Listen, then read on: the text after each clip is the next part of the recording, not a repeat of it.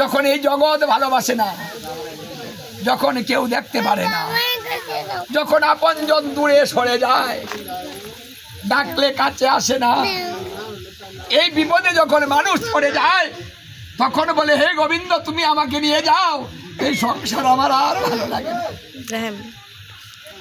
তখন মানুষ প্রতিনিয়ত গোবিন্দকে ডাকে মরার জন্য। তাই আসুন, মরলে জ্বালা কমে না, মরলে জ্বালা বাড়বে।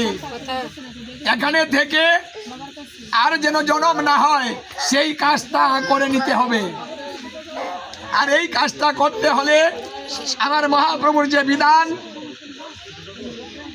এই হরিনাম মহাযজ্ঞ, এই যজ্ঞে এসে মন প্রাণ খুলে বসুন। এখানে বসে দুপুরটা নয়নের জল দেন, ভক্তিভূত ভাবে। আমার গোবিন্দ আদি পুরাণে নারদকে কথা দিয়েছিলেন, হে নারদ, নাম যজ্ঞে বসে নাম নিতে নিতে, নাম শ্রবণ করিতে করিতে যদি কোনো ভক্ত দুপুটা নয়নের জল আমাকে দেয়, আমি সেই ভক্তের কাছে জনমের মতো বিক্রি হয়ে যাব। আমি তার দাসত্ব স্বীকার করব, আমি তার গৃহে চলে যাব, সে আমাকে কিনে নিতে পারে।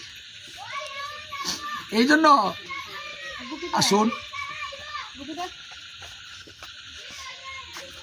যজ্ঞে বসে দুপুটা নয়নের জল দিয়ে যান, আর রাধা কৃষ্ণ নিয়ে যান।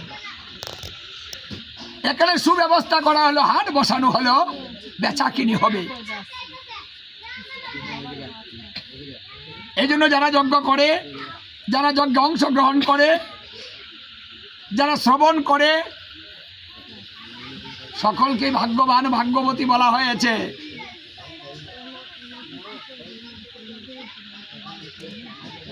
তাই আপনাদের স্বীকৃতি আছে, আছে বিদায় আপনারা এই বৃন্দাবনে এসেছেন। যাদের স্বীকৃতি নাই তারা তো বৃন্দাবনে আসতে পারে না। আমার মহাপ্রভু দেখলেন এই কলিজীব ওই বৃন্দাবনে সব সময় যেতে পারবে না, এদেরকে একটা সুযোগই দিতে হবে। তাই তিনি কি করলেন, ওই বৃন্দাবন আমাদের ধারে নিয়ে চলে। বাহ, তোমাদের ধারে বৃন্দাবন, ঘর থেকে বেরিয়ে বৃন্দাবনে চলে আসো, বৃন্দাবন দর্শন করো, সাধুগুরু বৈষ্ণবের সঙ্গ করো, এটাই বৃন্দাবন, এই তো বৃন্দাবন। বাহ, তাহলে আমাদের ভিসা লাগে না, পাসপোর্ট লাগে না, সব বিহীন মহাপ্রভুর সহজ পদ্ধতিতে বৃন্দাবন আমরা দর্শন করতে পারি। তাই আসুন, এই দুটা দিন বাড়িতে সময় না দিয়ে এই দুটা দিন এখানে সময় দেন।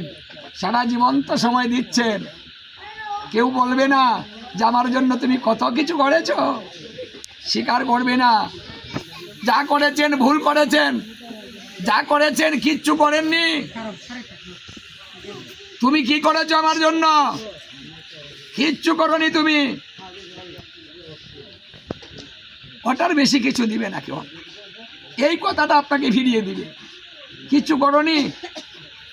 ছেলে যখন বলবে ও মা তুমি কি করেছ আমার জন্য, কিন্তু একবার কি ভেবে দেখে যে বাবা কত কষ্ট করেছে আমার জন্য, একটা শখের কিছু কিনতে পারেনি বাবা, ছেলেকে দিয়ে দিই, হ্যাঁ দিয়েছে। মা কিনতে পারেনি, দিয়ে দিই মেয়েকে, হ্যাঁ আমার লাগবে না, চলে গিয়েছে, ভালো কিছু এনে ওকে দিয়েছি। সারা জীবন মায়ের স্তনের দুধ দিয়ে সন্তান বড় করেছেন, তার সেই সন্তান যখন বলে তুমি কি করেছো, হ্যাঁ আপনি যেটা করেছেন ওটা কি আর কেউ করতে পারবে? সন্তান কি সারা জীবনে তার মাতা পিতার সন্তানে এই সন্তান তার মাতা পিতার ঋণ শোধ করতে পারবে? কিছু দিয়ে করতে পারবে না। কারণ মা বাবার যে সুন্দর সময়গুলা চলে গিয়েছে, সেই সময়গুলা তার জন্য নষ্ট হয়েছে, সেই দিনগুলা কি ফিরিয়ে দিতে পারবে? পারবে না। তাই এই সংসার জ্বালাময় সংসার, আসুন এই হরিনাম সংকীর্তনে এসে এই জ্বালাটা ভুলে কিছু সময় থাকি এবং কায় মনোবাক্যে বৃন্দাবনে দেখে দেখে কাজ করুন।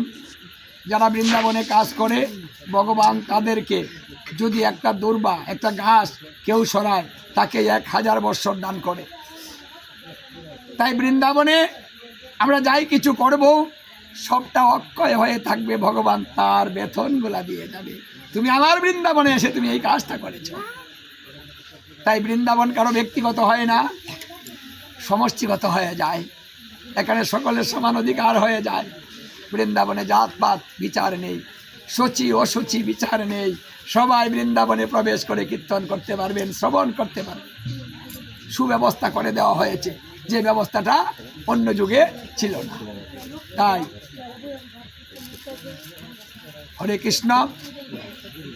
আজকে শুভ অধিবাস। অধিবাস কীর্তন শেষ না করে কেউ যাবেন না। অধিবাস কীর্তন হচ্ছে এই কীর্তনের একটা মুখ্য সময় এবং মুখ্য কীর্তন। কারণ অধিবাস হচ্ছে নিমন্ত্রণ। অধিবাস অধিক সময় বাস। এখানে গোবিন্দ অধিক সময় বাস করবেন। বলছে বাসটা করব কোথায়?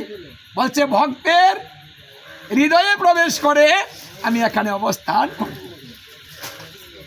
তাই আজকে যারা আসবে মন কুলে বসো, আমি তোমাদের মনের ভিতরে প্রবেশ করে নেব।